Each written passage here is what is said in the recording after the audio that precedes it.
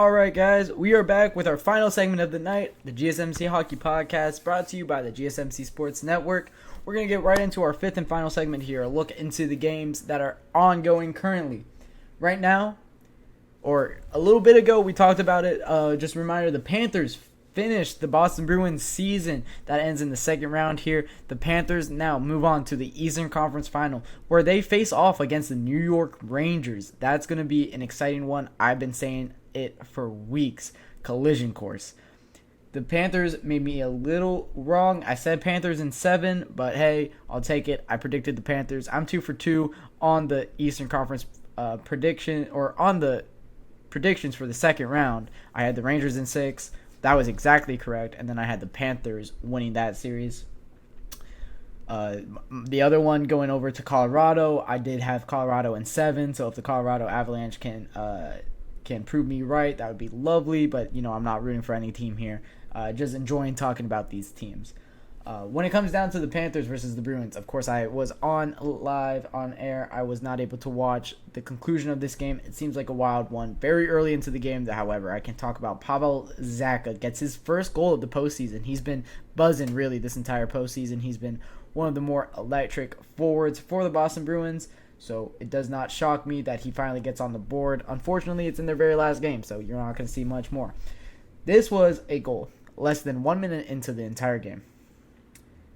The Boston Bruins go 59 minutes scoreless. Bobrovsky must have absolutely shut the door on the Boston Bruins, leading to their elimination here. In the second, midway through the second, Anton Lundell gets his second of the postseason. He's been playing really well lately.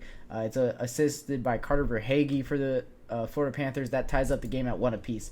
And then Gustav Forsling with his second of the postseason. This was a weird game. A lot of depth forwards scoring, but Anton Lundell gets the assist, and Matthew Tkachuk gets his 10th assist, his 14th point of the postseason. He's been great this postseason. And, of course, that goal, as I mentioned earlier, came with 1.5 minutes remaining in this game. That is a very weirdly played out game. Just talking about the goals, of course, I did not get to watch it yet. I'm, of course, going to take a look back onto it.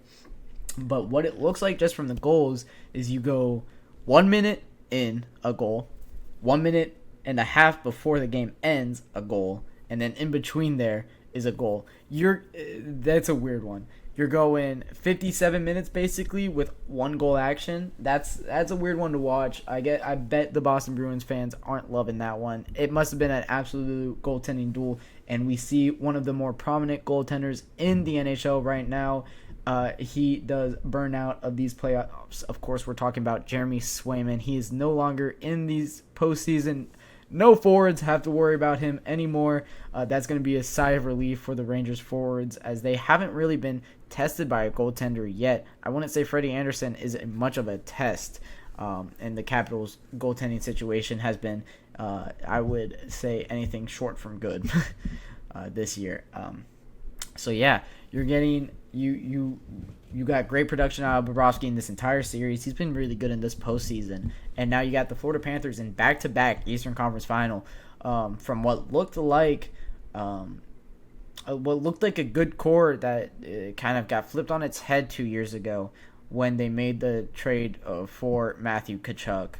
To get him from the Calgary Flames, sending Jonathan Huberdeau the other way. Maybe it was just Jonathan Huberdeau, although I love how that guy plays hockey. He's an amazing center. He's done great things in Calgary. So you're going to look back on that trade if you're a Florida Panthers fan and be very happy about it. But I think it's a very even trade still. The Panthers now in their second Eastern Conference Final. Last year in the Eastern Conference Final, they were able to sweep the Carolina Hurricanes 4-0 to advance to the Cup Final, where they were got tracked down by the Vegas Golden Knights. That magical run for the Florida Panthers came to an end, but it looks like they might be able to repeat that run. You get another Metropolitan team in the New York Rangers. I think this is a lot better of a team. We talk about it a lot. This is a collision course the entire season in the Eastern Conference. We really expected it to be just the Florida Panthers, the New York Rangers vying for that Eastern Conference spot, and we're going to see it head to head. I can't wait for that series. That's going to be an absolute treat when we get down to it. But over in the West, talking about this game a little bit, it is the Dallas Stars Colorado Avalanche. No goals have been scored yet in this one, about 9 minutes into the first period. This means this means everything to the Colorado Avalanche. You are gonna need to win. You need to win it because it's a game. It's a game 6. You're down 3-2. You're gonna need to win this for this core. However, for this core of Nathan McKinnon, Cale Makar, Mikko Rantanen, Arturi Lehkonen, not Valerie Nichushkin, Devin Tace. Sure, we'll toss him in there. I'm just on one. All right, let me tell you, I'm going for a lot of people. Of course, Valerie Nichushkin is not able to play in the NHL for 6 months. He might never play in the NHL ever again, which are the reports that I have been reading. That's going to be an interesting one. Colorado Avalanche are going to need to get scoring from Cale Makar in this game if they're going to want to win, if they're going to want to prayer here. That's been kind of the catalyst to a lot of the offense for the Avalanche this series and this postseason. Of course, Nathan McKinnon and Mikko Rantanen are fantastic offensive players in their own right, but I always love to shout out Cale Makar because he's playing a defensive position at a higher rate than we've seen defensemen play in a very, very long time. That Cale Makar kid is something special in the NHL. And we kind of see it a little bit similarly with Quinn Hughes on the Canucks, but let me tell you, Cale Makar, I think, has blown Quinn Hughes out of the water. They had a Calder race when both of them are rookies, but I think Cale Makar has absolutely stepped up and became just the Norris favorite for many, many years to come. But yeah, there's not been any action in this game to really report yet. I expect the Colorado Avalanche to win this game. This is a Game 6 in Colorado. They have the home ice advantage. We talk about it kind of similarly in the NBA. The Denver Nuggets have that altitude change when they go to home court that they're used to, that their opponents aren't yet. It's the same in hockey. It might be even more in hockey when you're talking about altitude. It's harder when you have to get used to that.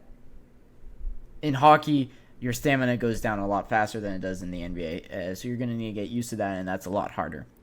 So I do fully expect the Colorado Avalanche to win this Game 6, force a Game 7 back in Dallas where anything can happen. Absolutely anything can happen.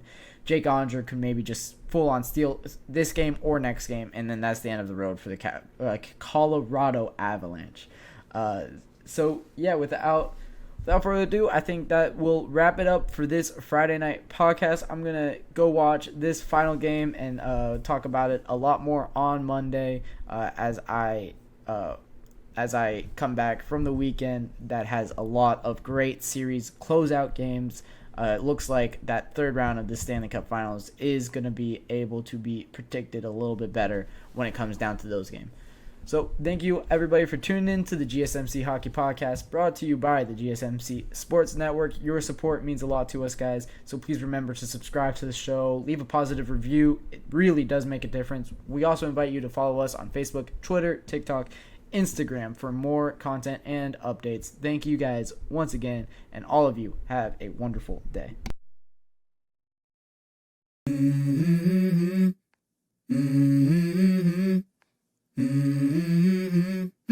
Let's go. I wake up to a little bit of